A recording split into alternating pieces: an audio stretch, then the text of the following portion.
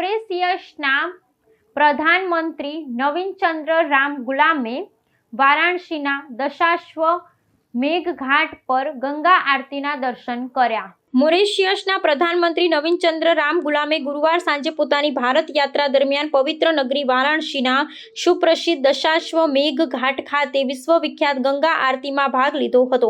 તેમની સાથે તેમની પત્ની અને 70 સભ્યોનું એક ઉચ્ચ સ્તરીય પ્રતિનિધિ મંડળ પણ હતું। આ આધ્યાત્મિક અનુભવ સહભાગી થયું હતું અને આ મુલાકાત બંને દેશો વચ્ચેના ગાઢ સાંસ્કૃતિક અને સદીઓ જૂના સંબંધોનું પ્રતીક છે।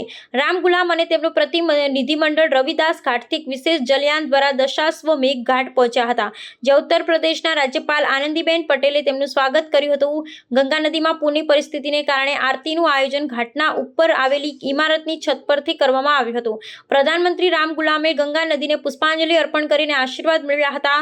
તેમણે આ દિવ્ય ક્ષણોને પોતાના મોબાઈલ કેમેરામાં કેદ કરી હતી અને કાશીના ભવ્ય સ્વાગત બદલ પ્રસન્નતા વ્યક્ત કરી હતી। આ મુલાકાત પ્રધાનમંત્રી રામ ગુલામની 9 થી 16 સપ્ટેમ્બર સુધીના ભારતના રાજકીય યાત્રાને એક મહત્વપૂર્ણ ભાગ છે। આ અગાઉ તેમણે ભારતના પ્રધાનમંત્રી નરેન્દ્ર મોદી સાથે દ્વિપક્ષીય મંત્રણા કરી હતી, જેમાં બંને દેશો વચ્ચેના સંબંધોને વધુ મજબૂત કરવા પર ચર્ચા કરી હતી।